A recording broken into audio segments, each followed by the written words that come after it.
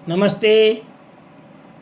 मैं professor doctor Sushil Kumar Sharma, Jyoti Vidyapeeth, women's university Jaipur, faculty of Ayurveda science, BMS second year, रसशास्त्र एवं वैशिष्ट कल्पना विषय। इस विषय में मैंने पिछले अध्याय में आपको नाग और वंग के बारे में बताया गया है। वंग के बाद में आपको मैंने नाग के बारे में वर्णन कुछ किया बताया गया है। नाग का वर्णन करते हुए इसके शोधन के बारे में भी आपको बताया है। अब इस अध्याय में मैं आपको नाग के शोधन के बाद क्या क्या सावधानी रखनी चाहिए शोधन में वो, और उसके मारण की विधि और उसके गुण कर्मों के बारे में बताने जा रहा हूँ। उसे आप ध्यानपूर्वक सुने, ग्रहण करें। शोधन में क्या क्या सावधानी रखनी चाहिए उसके बारे में बताया गया है कि द्रवित नाग को द्रव में डालने पर विस्फोट के साथ द्रव से बाहर छोटे छोटे कण के रूप में नाग उछलकर तेजी से बाहर निकलता है, जिससे प्रयोगकर्ता को जलने की संभावना रहती है।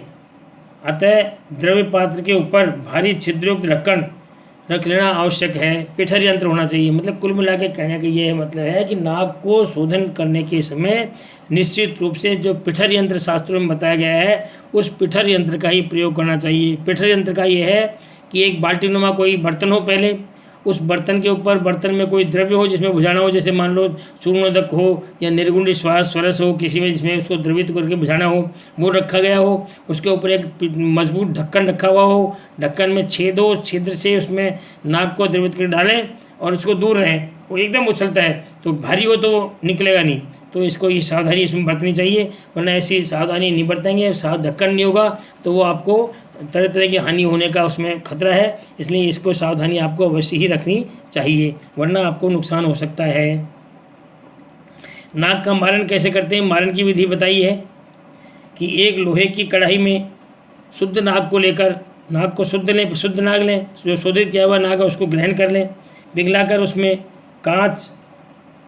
उसमें आँच देते हुए समान भाग शुष्क पीपल त्वक, मतलब उसमें आँच दें, मतलब उसको गर्म करना शुरू करें और उसमें समान भाग शुष्क पीपल त्वक की चूर्ण को, पीपल त्वक के उस पीपल की त्वक यानी छाल, उसके चूर्ण को थोड़ा थोड़ा डालते हुए लोहे की करछी से रगड़ते जाएँ। मतलब उसको पिघलाएं नाग को लोहे कढ़ाई में और उसमें पीपल की त्वक का चूर्ण डालते रहें और लोहे की करछी से उसको चलाते रहें। नाग का जब तक संपूर्ण रूप से भस्म न हो जाए तब तक इस क्रिया को करते रहें, मतलब जब तक पूरी भस्म करते रहें। तत्पश्चात कढ़ाई के बीचों बीच भस्म को, वही पहले की तरह वो जो पहले विधि बताई थी सेम वही विधि। तत्पश्चात उसको उस संपूर्ण भाग को लोहे की कढ़ाई के बीच में एकत्रित कर लें, इकट्ठा कर लें और उस पर मिट्टी के सकोरे को ढक दें और फिर तीव्र आँच दें। आँच तब तक दें जब तक कि नाग भस्म अंगारे की तरह लाल न हो जाए, ठीक है, जब तक देते रहें। स्वांग सिद्ध होने पर भस्म को निकाल कर जल से धो लें, जिससे उसमें क्षारीय अंश निकल जाएगा। अब इस क्षार रहित नाग का भस्म का इसके बाद में ग्रहण कर लें। अब इसमें क्या करें, इसके बाद में इसमें क्षार रहित नाग भस्म को लेकर के इसमें समान भाग शुद्ध मनशिला मिलाकर नींबू के रस में अथवा कांजी की अच्छी तरह मर्दन कर चक्रिका बना लें। चक्रिका बना कर सुखा लें उसको। इसे संपुट में बंद कर, एक स्राव संपुट में बंद कर कुक्कुट पुट की अग्नि में पाक करें। मतलब पुनः उसमें अगर उसको जब निर्मल जब हो जाती है उस नाग को प्राप्त करके उसमें क्षारीय भाग उसका निकल जाए तब उसमें शुद्ध भाग उसमें क्या मिलाना है आपको, इसमें शुद्ध भाग उसमें मनशिला मिलानी है और मनशिला मिला करके उसको अच्छी तरह घोटना है। घोट करके उसको कुक्कुट पुट में उसका पाक करना चाहिए। पाक करें, चक्रिका बनाएं, संपूर्ण बंद करके पाक करें। इस प्रकार से बार बार मनशिला मिलाकर के 3 पुट देने से नाग की श्लक्ष्ण और कृष्णवर्ण की उत्तम भस्म बन जाती है। तो उसको जब नाक का क्षारीय जल खत्म करके पहले उसको वो करें, उसके बाद में उसको मनशिला बना करके 3 बार पुट दे करके उसकी उत्तम प्रकार की भस्म बना लें। भस्म बना के उसका प्रयोग करें। ये एक विधि भस्म बनाने की। दूसरी विधि है शुद्ध नाक को अपामार्ग तथा वासा पंचांग। शुद्ध नाक को एक अपामार्ग और इसका वासा पंचांग चूर्ण से जारण करें, जल से धोकर क्षार युक्त और कर जल से धो लें, क्षार युक्त कर लें, क्षार मुक्त कर लें और समान भाग मनशिला मिलाकर, वही मनशिला मिलाकर वासा सूरज की भावना देकर चक्रिका बनाकर सदाव संपूर्ण बंद करके कुक्कुट पुट की अग्नि में पाक करें। इस प्रकार 3 पुट देने से नाक की श्लक्ष्ण और सुखद भस्म का निर्माण हो जाता है। इसका निर्माण इस तरह आप करें। एवं कज्जल सदृश काली, बिल्कुल कज्जल सदृश भस्म बन जाती है। इसके सेवन से पक्षाघात आदि नाक दोष उत्पन्न नहीं होते हैं। इसके इस प्रकार के सेवन से इसमें पक्षाघात आदि जो नाक दोष हैं वो उत्पन्न नहीं होते हैं। इस प्रकार से इसका प्रयोग आप कर सकते हैं। तीसरी इसके मारण का प्रकार है।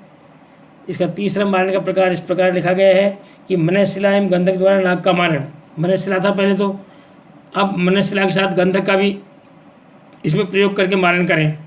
इसका प्रयोग में उसमें लिखा हुआ है कि शुद्ध नाग को एक लोह कढ़ाई में डाल चूल्हे पर चढ़ाकर अग्नि में द्रवित करें। उसको द्रवित हो जाने पर समान भाग मनशिला का चूर्ण डालें। थोड़ा थोड़ा आवाप करते हुए डालते रहें, मतलब थोड़ा थोड़ा आवाप का मतलब थोड़ा थोड़ा डालते रहें। लोहे की कड़छी को चलाते रहें। ऐसा तब तक करें जब तक कि नाग संपूर्ण रूप से भस्म न हो जाए, तब तक उसमें करते रहें। स्वांग शीत होने पर इस भस्म को निकाल कर उसमें संभाग गंधक मिलाकर उसको निकाल लें। संभाग उसमें गंधक मिलाकर नींबू सूरज में मर्दन कर चक्रिका बना लें। चक्रिका बनाकर धूप में सुखाकर संपुट में बंद कर कुक्कुट पुट की अग्नि में इसका पाक करें। इस प्रकार 3 पुट देने से नाक की सुंदर उत्तम भस्म बन जाती है। इसमें मनशिला और गंधक दोनों को प्रयोग से इसकी भस्म बनाई जाती है। इस प्रकार से इसकी सुंदर भस्म को प्राप्त कर लेनी चाहिए। अब अगली नई विधि में पुनः जो विधि बताई है उस विधि में हड़ताल द्वारा नाक मारण। हड़ताल भस्म के द्वारा मनशिला के बजाय हड़ताल भस्म के द्वारा नाक का मारण करने का तरीका बताया। वो किस तरह का है कि शुद्ध शीशी को लोहे की कढ़ाई में, शुद्ध शीशा नाग वही शुद्ध शीशे को लोहे की कढ़ाई में रखकर अग्नि पर रखकर गर्म करें, पिघलाएं, द्रवित करें और फिर उसमें अपामार्ग यवक्षार चूर्ण, अपामार्ग का यवकुट चूर्ण, मतलब अपामार्ग जो है औषधि उसका यवकुट चूर्ण है, जौ के बराबर टुकड़े के बाद चूर्ण, वासा चूर्ण अथवा पीपल त्वक चूर्ण, इनमें से किसी एक से जारण कर लें। इनमें से किसी कोई एक, मतलब या तो अपामार्ग हो या वासा चूर्ण हो या पीपल त्वक चूर्ण हो, इनमें से किसी एक पर इसका किसी एक में जारण कर लें। स्वांग शीत होने पर खरल में लेकर शीशे का आधा भाग, जितना शीशा है गलाया हुआ उससे आधा भाग शुद्ध हड़ताल मिला अच्छी तरह मर्दन कर संपुट में बंद कर लघु पुट की अग्नि द्वारा पाक करें। इस प्रकार से 3 पुट देने से हड़ताल मिलाने के बाद शुद्ध इसकी भस्म तैयार हो जाती है। इस प्रकार से हड़ताल के द्वारा की हुई नाग भस्म को प्राप्त करें और औषधि के रूप में प्रयोग करें। 5वां जो प्रकार बताया गया है इसका, उसमें पारद एवं गंधक द्वारा नाग का मारण, मतलब पारद एवं गंधक के द्वारा नाग का मारण किस प्रकार करते हैं वो उसकी विधि बताई गई है। उसके द्वारा इसका मर्दन करें, बनाएं।